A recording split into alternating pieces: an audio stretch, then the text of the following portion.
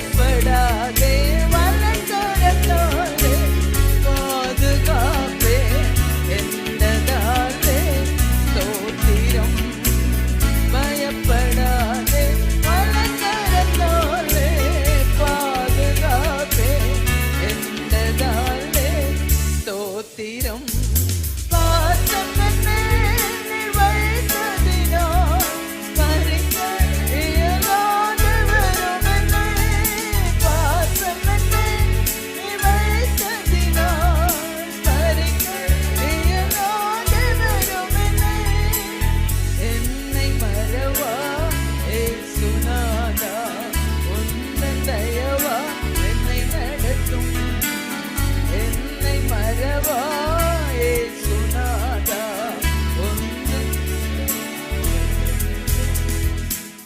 கிறிஸ்துவுக்குள் பிரியமானவர்களே, ஆண்டவராய் இயேசு கிறிஸ்துவ நாமத்தினாலே உங்கள் அனைவருக்கும் எங்கள் அன்பான வாழ்த்துக்களை தெரியப்படுத்துகிறோம். கர்த்தருடைய சத்தம் என்ற தொலைக்காட்சி நிகழ்ச்சிக்கு உங்களை அன்புடன் வரவேற்று ஆண்டவருடைய வார்த்தையில் இருந்து ஒரு வசனத்தை பிரசங்கித்து உங்கள் ஆசீர்வாதங்களுக்காக ஜெபிக்க விரும்புகிறோம்.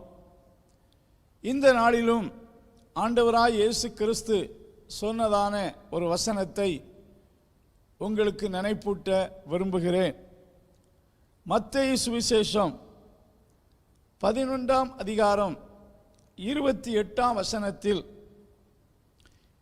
வருத்தப்பட்டு பாரம் சுமக்கிறவர்களே, நீங்கள் எல்லாரும் என்னிடத்தில் வாருங்கள், நான் உங்களுக்கு இளைப்பாறுதல் தருவேன். திரளான ஜனங்கள் கிறிஸ்துவுக்கு முன்பாக காணப்படுகிறார்கள்.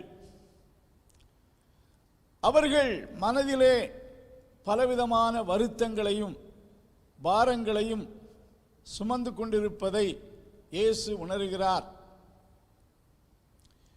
இடத்திலே வருத்தப்பட்டு பாரம் சுமக்கிறவர்களே, என்னிடத்தில் வாருங்கள்.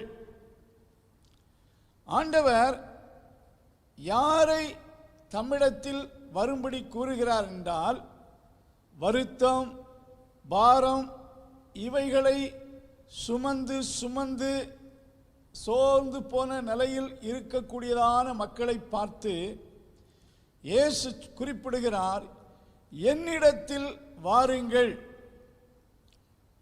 உலகத்திலே பல மத போதனைகள் என்ன சொல்லுகிறது என்றால், இதை செய், அதை செய், அதை விட்டுவிடு, இதை விட்டுவிடு, இப்படி மக்களால் செய்ய முடியாததை செய்யவும் பல கடினமான காரியங்களை செய்யும்படி போதிக்கிறது அல்லது கூறுகிறது. இயேசு கிறிஸ்து வருத்தத்திலும் பாரத்திலும் வாழக்கூடியதான மக்களுக்கு, நீ அதை செய்தால் இதை செய்தால் உன் வருத்தம் தீரும், பாரம் அகலும் என்று குறிப்பிடாமல், என்னிடத்தில் வா, இந்த வார்த்தையை இயேசுவை தவிர உலகத்தில் யாருமே குறிப்பிட முடியாது. என்னிடத்தில் வாருங்கள், நான் உங்களுக்கு இளைப்பாறுதல் தருவேன். ஆள் என்கிற வார்த்தைக்குள் ஆண்களும் பெண்களும் சகல தரப்பட்ட மக்களையும் உள்ளடக்கியிருக்கிறது. எந்த நிலையில் இருந்தாலும் இயேசுவிடத்தில் வரும்போது ஆண்டவர் சொல்கிறார், come unto me, I will give you rest and relief. நான் உங்களுக்கு இளைப்பாறுதலையும் விடுதலையும் கொடுப்பேன் என்று இயேசு குறிப்பிடுகிறார். இது இயேசு கிறிஸ்துவால் அந்நாட்களில் ஜனங்களுக்கு கொடுக்கப்பட்டதான ஒரு இரக்கத்தின் அழைப்பு. This is the general invitation of God to all people. எல்லா ஜனங்களுக்கும் தேவன் கொடுக்கிற ஒரு பெரிய அழைப்பு, பொதுவான அழைப்பு என்று குறிப்பிடலாம். இந்த வார்த்தை அன்றைக்கு இயேசுவால் சொல்லப்பட்டிருந்தாலும் அந்த வார்த்தையின் அழைப்பு இன்றைக்கும் கர்த்தருடைய வார்த்தை நேற்றும் இன்றும் என்றும் மாறாதது. கர்த்தராய் இயேசு கிறிஸ்து நேற்றும் இன்று என்றும் மாறாதவர். அதே இயேசு கிறிஸ்து இன்றைக்கும் வருத்தத்திலும் பாரத்திலும் சோர்ந்து போன நிலையில் இருக்கின்ற ஆண்களையும் பெண்களையும் அனைத்து தரப்பட்ட மக்களையும் ஆண்டவர் தம்மிடத்தில் வரும்படி இயேசு அழைக்கிறதை பார்க்கிறோம். வாருங்கள், இளைப்பாறுதலை கொடுப்பேன். சிலருக்கு இளைப்பாறுதலை பெறணும், விடுதலையை பெற வேண்டும் என்று ஆசிப்பார்கள். ஆனால் கிறிஸ்துவின் அழைப்பு என்ன? என்னிடத்தில் வாருங்கள், நான் உங்களுக்கு இளைப்பாறுதல் தருவேன். இயேசு கிறிஸ்துவினால் சொல்லப்பட்ட இந்த பிரகடனம், இயேசு கிறிஸ்துவால் சொல்லப்பட்ட இந்த பொதுவான அழைப்பின் வார்த்தை அந்நாட்களில் எங்கும் பிரசித்தப்படுத்தப்பட்டன. அல்லது கிறிஸ்துவின் இந்த அழைப்பானது யூதேயாவிலும் சுற்று வட்டார சகல ஏரியாக்களிலும் இந்த அழைப்பின் வார்த்தை எங்கும் தொனித்தது. இந்த நாளிலும் கிறிஸ்துவிடத்தில் மன அழுத்தத்தோடு பாரத்தோடு துக்கத்தோடு வந்ததான மக்களுக்கு தேவன் கொடுத்த இளைப்பாறுதலையும் விடுதலையும் உங்களுக்கு நான் குறிப்பிட விரும்புகிறேன். முதலாவதாக நாயினூர் என்ற ஒரு கிராமத்திற்கு இயேசு சென்றார். அந்த கிராமத்திலே ஒரு விதவையின் மகன் மரித்து போனான். அடக்கம் பண்ண கொண்டு போகையில் அந்த விதவையின் மேல் மனதுருகி அந்த வாலிபனை இயேசு உயிரோடு எழுப்பினார். அந்த நாயினூர் கிராமத்திலே இயேசு தங்கியிருக்கையில் சீமோன் என்ற ஒரு பரிசேயன் இயேசுவை தன்னுடைய வீட்டுக்கு விருந்துக்கு அழைத்திருந்தான். அந்த நேரத்தில் சீமோனால் அழைக்கப்படாத அந்த பட்டணத்தைச் சேர்ந்த ஒரு பெண் இயேசுவிடத்தில் வந்தாள். பொதுவாக அந்த நாட்கள் ஆண்களுடைய ஆதிக்கம் நிறைந்த காலங்கள். பெண்கள் பொதுவாக ஒரு பொதுவான இடத்திற்கு தைரியமாய் பப்ளிக்காக மக்கள் கூடக்கூடிய இடத்துக்கு போக அச்சப்படுவார்கள். அல்லது அப்படிப்பட்ட ஒரு நிலை காணப்படவில்லை. ஆனால் எல்லோரும் என்னிடத்தில் வாருங்கள், வருத்தப்பட்டு பாரம் சுமக்கிறவர்களே என்னிடத்தில் வாருங்கள் என்று கிறிஸ்துவால் சொல்லப்பட்ட இந்த அழைப்பின் துணி எங்கும் பிரசித்தப்படுத்தபடியினால் இந்த வார்த்தை இந்த நாயினூரில் வாழ்ந்ததான இந்த பெண்ணின் காதுக்கும் இந்த செய்தி போய் சேர்ந்தது. ஆகையால் அவளுடைய வாழ்க்கையில் விரக்தியிலும் பாரத்திலும் அழுத்தத்திலும் வாழ்ந்து கொண்டு இருந்தால் அவளை குறித்து லூக்கா சுவிசேஷம் 7ஆம் அதிகாரத்திலே 3 இடத்தில் பாவியாகிய ஸ்திரீ என்று சொல்லப்பட்டிருப்பதை பார்க்கிறோம். அந்த வார்த்தையை கிறிஸ்துவும் ஆமோதித்ததாக நாம் பார்க்கிறோம். 37ஆம் வசனத்திலே அந்த ஊரில் இருந்த பாவியாகிய ஒரு ஸ்திரீ அந்த பரிசேயன் வீட்டில் இயேசு பந்தி இருப்பதை அறிந்து அங்கே வந்தாள் என்று சொல்லப்பட்டிருக்கிறது. 39ஆம் வசனத்திலே அந்த பரிசேயன் தன் மனதிலே பேசிக்கொள்ளுகிறான், இவள் பாவியாகிய ஸ்திரியாய் இருக்கிறாளே, இப்படி இருக்க நம் வீட்டுக்குள் எப்படி அவள் வந்தாள்? மனதிலே அந்த ஸ்திரியை குறித்து, பாவியாகிய ஸ்திரியாகி இவள் நம்முடைய வீட்டுக்குள் அலையாதபடி எப்படி வந்தாள் என்று தன் மனதிலே யோசிக்கிறதாக சொல்லப்பட்டிருக்கிறது. இயேசு கிறிஸ்துவு 47ஆம் வசனத்திலே இவள் செய்த அநேக பாவங்கள் அவளுக்கு மன்னிக்கப்பட்டது. அவள் என்னென்ன பாவங்களை செய்தாள் என்று குறிப்பிடப்படவில்லை. ஆகிலும் அந்த நாயினூர் கிராமத்திலே தெருக்களிலே இவளை குறித்து வசையாக ஸ்தோத்திரம் அவமரியாதை பப்ளிக்காக பேசத்தக்க நிலையில் அவருடைய பெயர் கெட்டு போயிருந்தது.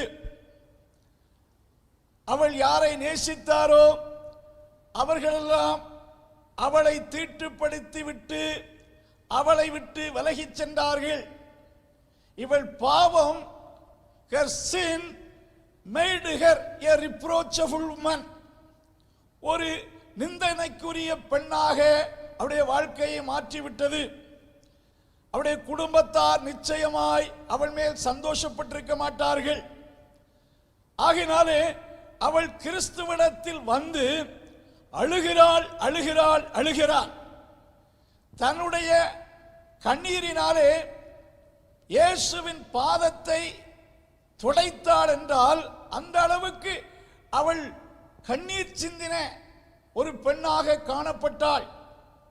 கிறிஸ்துவின் பாதத்தை தன் கண்ணீரினால் நனைத்து தன் தலைமயிரினால் துடைத்தாள் என்றால் அந்த அளவுக்கு ஒரு விசாரமான, ஒரு பாரமுள்ள ஒரு பெண்ணாக இருந்தாள்.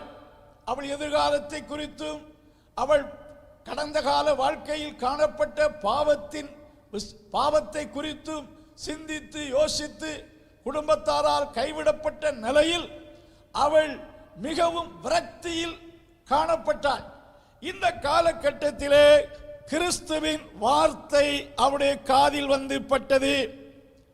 வருத்தப்பட்டு பாரம் சுமக்கிறவர்களே, என்னிடத்தில் வாருங்கள், நான் உங்களுக்கு இளைப்பாறுதல் தருவேன் என்ற கிறிஸ்துவின் இந்த அற்புதமான அழைப்பின் சத்தம் அவள் காதில் எப்படியோ யார் மூலமாக வந்தபடினாலே கிறிஸ்து நாயினூருக்குள் வந்திருக்கிறார் என்று கேள்விப்பட்ட போது அவள் கிறிஸ்துவிடத்தில் வந்தாள். கிறிஸ்துவிடத்தில் வந்தபோது வேதனையோடு மன அழுத்தத்தோடும் வந்தாள். ஆனால் இயேசு கிறிஸ்து அவள் பாவத்தை மன்னித்து அவளை பார்த்து சொல்லுகிறார், மகளே, உன் பாவம் மன்னிக்கப்பட்டது, சமாதானத்தோடே போ. Go in peace. She came with a great heaviness of mind. இயேசுவிடத்தில் வந்தபோது மிகுந்த மன அழுத்தத்தோடு வந்தாள். இயேசு கிறிஸ்து அவளை மன்னித்து அவள் மனதிலே ஒரு இளைப்பாறுதலை, ஒரு சமாதானத்தை இயேசு கொடுத்ததாக நாம் பார்க்கிறோம். இந்த வார்த்தையை கேட்டுக்கொண்டிருக்கிற எனக்கு பிரியமானவர்களே, உங்கள் வாழ்க்கையில் எந்த மன அழுத்தத்தில், எந்த டிப்ரெஷனில், எந்த மன சோர்வில் நீங்கள் இருந்தாலும் கிறிஸ்து உங்களை அழைக்கிறார். என்னிடத்தில் வாருங்கள். அவர் தேவன். இளைப்பாறுதலை யாரும் பிறருக்கு கொடுக்க முடியாது. நண்பர்கள் பணத்தை கொடுக்கலாம், ஆபத்தில் உதவி செய்யலாம். ஆனால் எந்த மனிதனும் பிற தான் நேசிக்கிற ஒருவனுக்கு மன சமாதானத்தை, மன அமைதியை, இளைப்பாறுதலை கொடுக்க முடியாது. இயேசு ஒருவர்தான் அதை கொடுக்க முடியும். இரண்டாவதாக ஒரு பெண்ணை நான் உங்களுக்கு குறிப்பிட விரும்புகிறேன். மார்க்கு சுவிசேஷம் 7ஆம் அதிகாரம் 24ஆம் வசனத்திலே அவள் ஒரு கானானிய ஸ்திரீ, அவள் ஒரு கிரேக்க தேசத்தை சேர்ந்த பெண்மணி என்று சொல்லப்பட்டிருக்கிறது. இயேசு கிறிஸ்து தீரு சீதோன் என்னும் பட்டணத்தின் எல்லை ஓரங்களில் சென்று ஒரு வீட்டுக்குள் பிரவேசித்தார்.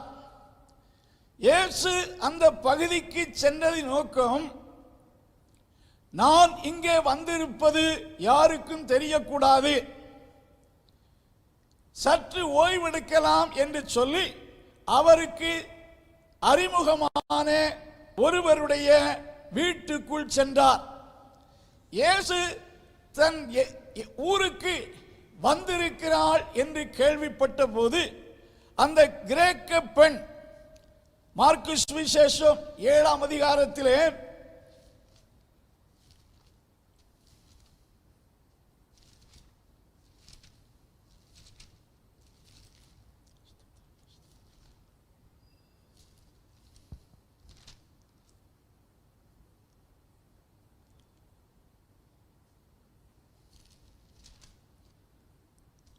அந்த ஸ்திரீ ஒரு சிறப்பணிக்கியா தேசத்தாளாகிய கிரேக்க ஸ்திரீயாயிருந்தாள்.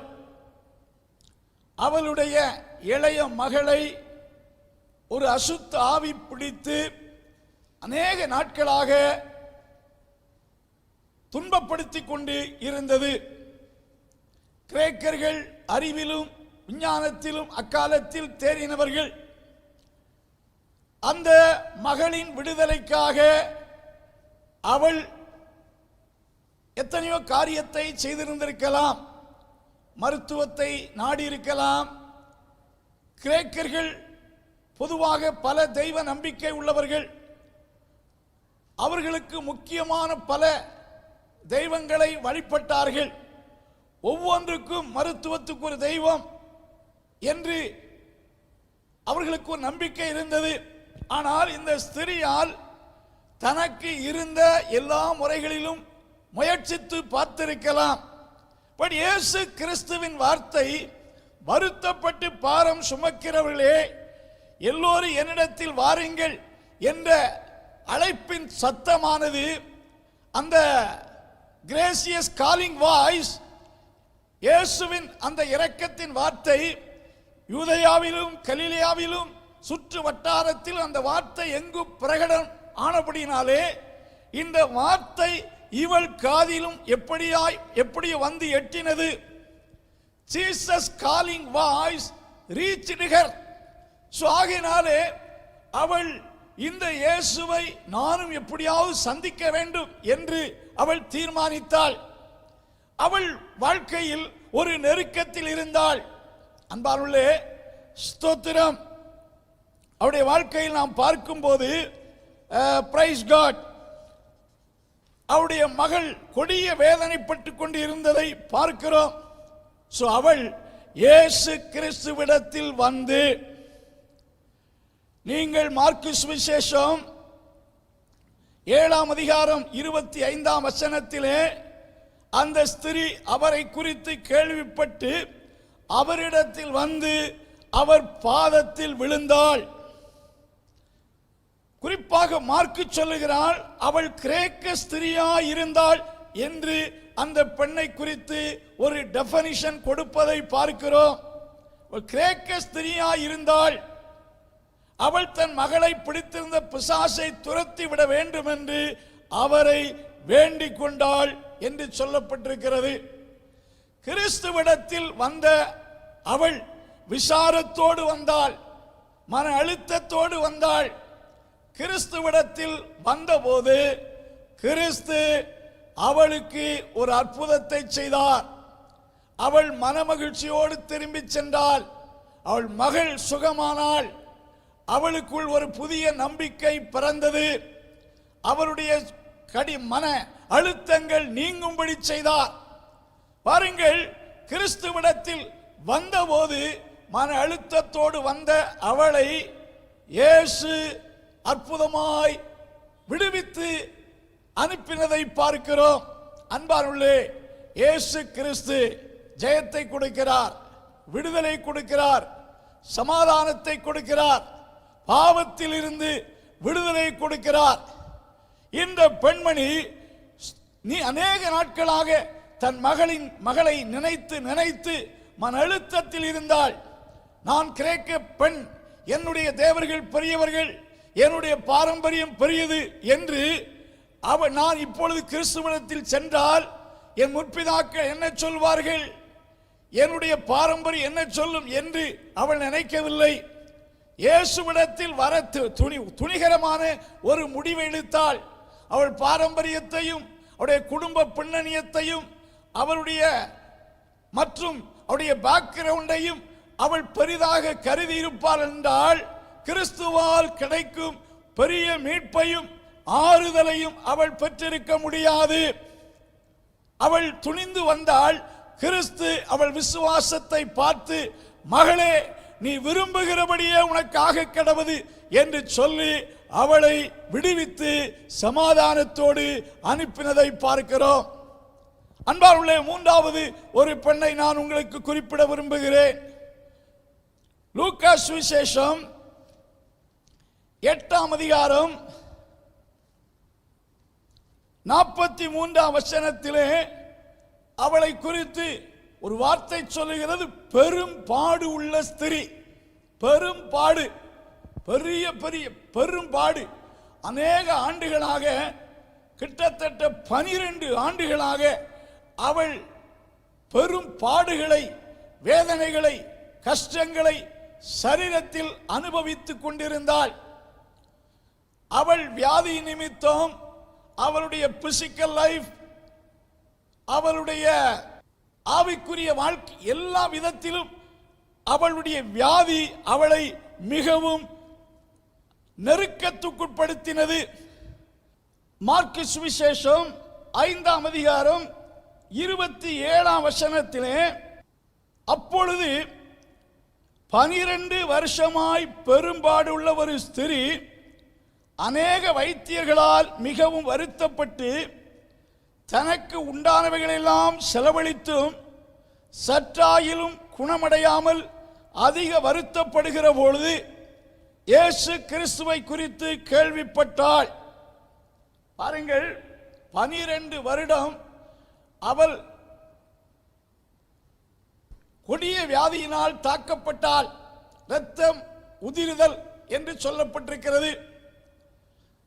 அந்நாட்களிலே 12 வருஷமாக தன்னுடைய சரீரத்தின் சுகத்துக்காக பல பல மருத்துவர்களை அவள் நாடினாள். தன்னுடைய ஆஸ்திகளை எல்லாம் விற்று தன்னுடைய ட்ரீட்மெண்ட்டுக்காக செலவு செய்தாள். சரீர பிரகாரமாக, பொருளாதார ரீதியாக. மூன்றாவது, அவள் இரத்த உதிர அந்த வியாதி அவளை இருந்தபடினாலே அது அவளை கர்த்தருடைய அவருடைய பிரமாணத்தின்படி தேவ ஆலயத்துக்கு போகத்தக்க தன்மையை அது இழக்கச் செய்தது. லேவியராகமத்திலே அப்படிப்பட்ட பெண்கள் தேவனுடைய சமூகத்தில் வரக்கூடாது என்று அந்நாட்களில் எழுதப்பட்டிருந்தது. ஆகையினாலே அன்பார்களே, இவள் ஒரு தீட்டுப்பட்ட பெண்ணாக குடும்பத்திலும் சமுதாயத்திலும் அந்த வியாதியினால் தனித்து விடப்பட்ட மனநிலையிலும் சரீர நிலையிலும் கர்த்தருடைய சமூகத்தில் போய் இளைப்பாறுதலை பெற முடியாத ஒரு நிலையில் தள்ளப்பட்ட ஒரு கடினமான நிலை. இப்படிப்பட்ட நிலையிலே தான் பொதுவாக பெண்கள் இப்படிப்பட்ட நிலையில் இருந்தாலும் பப்ளிக்கான ஒரு கேதரிங் வர முடியாது. ஆனால் கிறிஸ்துவான் சொன்ன வார்த்தை என்ன? வருத்தப்பட்டு பாரம் சுமக்கிற எல்லோரும் என்னிடத்தில் வாருங்கள் என்ற இந்த வார்த்தை நான் 12 வருஷமாய் எவ்வளவு பாடுகளை சுமந்து வருகிறேன், எவ்வளவு மனதிலே அழுத்தங்கள் எனக்கு இருக்கிறது. இயேசுவின் அழைப்பை அவள் கேள்விப்பட்ட போது இயேசுவிடத்தில் சாவதற்கு முன்பாக எப்படியாவது இயேசுவை சந்திக்க வேண்டும் என்று அவள் எண்ணியிருந்திருப்பாள். ஆனால் அவள் இயேசுவை சந்தித்த போது அவள் ஒரு பெரிய அற்புதத்தை பெறுவதை பார்க்கிறோம். நான் முதலாவது சொன்னது போல உலகத்தில் மனிதர்கள் பல கிஃப்ட்களை கொடுக்கலாம், பொருளை கொடுக்கலாம், பணத்தை கொடுக்கலாம். ஆனால் இளைப்பாறுதலை யாரும் கொடுக்க முடியாது. இளைப்பாறுதலை கொடுக்கிறவர் தேவன் ஒருவரே. மோசே பார்த்து ஒருமுறை ஆண்டவர் இவ்விதமாய் சொன்னார், என் சமூகம் உன்னோடு கூட வரும், நான் உனக்கு இளைப்பாறுதல் தருவேன். மோசே இஸ்ரவேல் ஜனங்களை 40 ஆண்டுகள் வழிநடத்தி செல்லுகையில் வெளிப்படையாக புறம்பான வாழ்க்கையிலே முரட்டாட்டமுள்ள மக்கள், கீழ்ப்படியாத மக்கள், எதிர்க்கிற மக்கள், கல்லறியக்கூடிய மக்கள், பல பிரச்சனைகளை அவன் சந்தித்தாலும் அவன் உள்ளத்திலே, அவன் மனதிலே ஒரு தெய்வீக பீஸ்ஃபுல்னஸ் அவனுக்குள் இருந்ததை நாம் பார்க்க முடியும். புறம்பே போராட்டங்கள் இருந்தாலும், புறம்பே பிரச்சனைகள் இருந்தாலும், கர்த்தர் அவன் உள்ளத்துக்குள் ஒரு பெரிய ஆறுதலை கொடுத்திருந்தார். அதுதான் கிறிஸ்துவால் கிடைக்கக்கூடிய ஒரு சமாதானம். ஆண்டவர் இயேசு விதமாய் சொன்னார், உலகம் கொடுக்கிற பிரகாரமாய் நான் கொடேன், என் சமாதானத்தையே உங்களுக்கு கொடுக்கிறேன். உங்கள் உள்ளத்தில் ஒரு தெய்வீக ஆறுதலை ஆண்டவர் கொடுக்கிறார். ஆண்டவர் கொடுக்கிற இளைப்பாறுதல் அற்புதமானது. அன்பார்களே, இயேசு கொடுக்கிற இளைப்பாறுதலை பெற, இயேசு கொடுக்கிற விடுதலை பெற இயேசுவிடத்தில் வாருங்கள். இன்று எந்த நிலையில் இருந்தாலும், எப்படிப்பட்ட பிரச்சனையில் இருந்தாலும், Jesus says, come unto me, I will give you rest and relief. இயேசு நான் உனக்கு இளைப்பாறுதலையும் விடுதலையும் ஆண்டவர் கொடுப்பேன் என்று கூறுகிறார். கூறுகிறவர் இயேசு. இயேசுவிடத்தில் வந்தால் நிச்சயம் உங்களுக்கு இளைப்பாறுதலை தருவார், விடுதலையும் தருவார். முதலாவது உள்ளத்தில் இளைப்பாறுதல். இரண்டாவதாக பார்க்கும்போது ஒரு எட்டர்னல் ரெஸ்ட், நித்திய இளைப்பாறுதல் என்ற ஒரு வார்த்தையை வேதத்தில் வாசிக்கிறோம். உலகத்தில் வாழக்கூடிய நாட்களில் மனதிலே ஒரு இளைப்பாறுதலை ஆண்டவர் கொடுப்பது மட்டுமல்ல, மரணத்துக்கு அப்பால் மனிதனுக்கு ஒரு இளைப்பாறுதலின் ஸ்தலம், ரெஸ்டிங் பிளேஸ் இருக்கிறது. இவ்விதமாக சொல்வார்கள், மரணம் என்பது ஒரு மனிதனுடைய வாழ்க்கையின் உலகத்தின் முடிவு. ஆனால் அது மனிதனுடைய முடிவல்ல. மரணத்துக்கு அப்பால் ஒரு வாழ்க்கை இருக்கிறது, நித்திய வாழ்வு. இந்த வாழ்விலே ஆண்டவர் தம்மிடத்தில் வருகிறவர்களுக்கு இளைப்பாறுதலை தருகிறார். நீங்கள் வெளிப்படுத்தின விசேஷம் 14ஆம் அதிகாரம் 14ஆம் வசனத்தில் வாசிக்கும் போது கர்த்தரிடத்தில் ஒரு சத்தம் கேட்கிறது. அந்த வார்த்தை என்ன? அந்த வார்த்தையினுடைய கருத்து என்னவா இருக்கிறது என்றால், கர்த்தருக்குள் மரிக்கிறவர்கள் பாக்கியவான்கள், அவர்கள் தங்கள் பிரயாசத்தை விட்டு ஒளிந்து இளைப்பாறுவார்கள். They enter into the rest. யார்? இது மனித வார்த்தை அல்ல. யோவான் எழுதுகிறார், பரத்திலிருந்து உண்டான ஒரு சத்தத்தை கேட்டேன். அந்த சத்தம் என்ன? கர்த்தருக்குள் மரிக்கிறவர்கள் பாக்கியவான்கள். எதனால் பாக்கியவான்கள்? They shall enter into the rest. அவர்கள் தங்கள் இளைப்பாறுதலுக்குள் பிரவேசிக்கிறார்கள். இயேசுவிடத்தில் வந்த மக்களுக்கு இம்மையிலும் இளைப்பாறுதல், மறுமையிலும் தேவனோடு உள்ள ஒரு இளைப்பாறுதலின் வாழ்க்கை. ஏசாயா 57 ஏசாயா இதை குறித்து இவ்விதமாய் குறிப்பிடுகிறார், நேர்மையாய் நடந்தவர்கள் சமாதானத்துக்குள் பிரவேசித்து தங்கள் அறைகளில் இளைப்பாறுவார்கள். தங்கள் அறைகளில் என்றால் தேவன் அவர்களுக்கு கொடுத்திருக்கின்ற வாசஸ்தலத்தில் they shall take rest in their eternal home.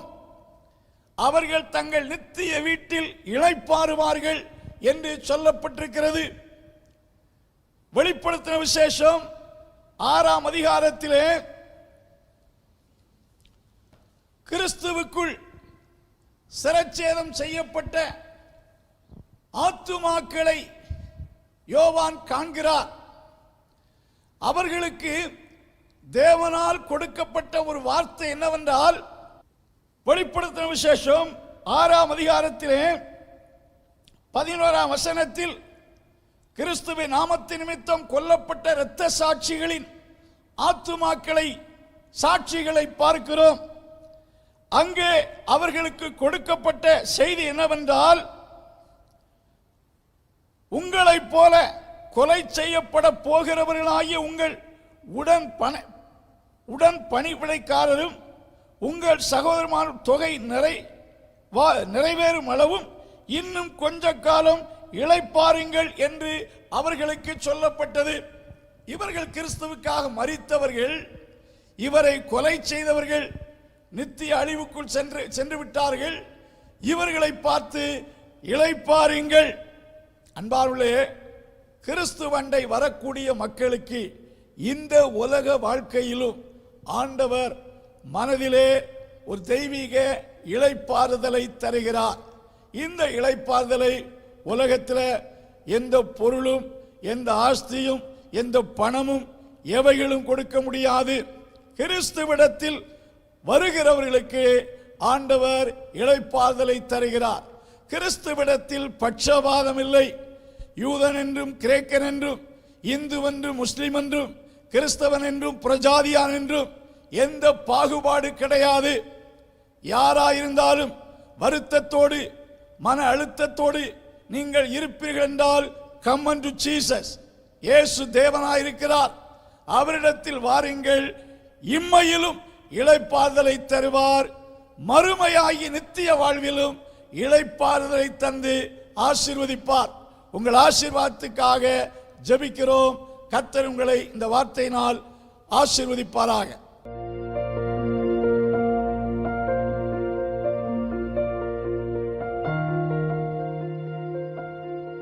சர்வ வல்லமுள்ள நல்ல ஆண்டவரே, இந்த வார்த்தை கேட்ட ஒவ்வொருவரையும் ஆசீர்வதியும். மன பாரங்களை நீக்கவும், வியாதிகளை சுகமாக்கவும், உம்முடைய பிள்ளைகளுக்கு அற்புதத்தை செய்யவும் கர்த்தரின் நாமத்தினால் ஜெபிக்கிறோம். இந்த நாளிலும் உம்மண்டை வருவதற்கு கொடுக்கப்பட்ட இந்த நல்ல தருணத்தை பயன்படுத்தி நீர் கொடுக்கிற ரட்சிப்பையும் ஆசீர்வாதத்தையும் பெற்றுக்கொள்ள கர்த்தர் உதவி செய்யும். இயேசு கிறிஸ்துவின் நாமத்தில் யாவரையும் ஆசீர்வதி. இயேசுவின் நாமத்தில் ஜெபங்கேளு நல்ல பிதாவே, ஆமென்.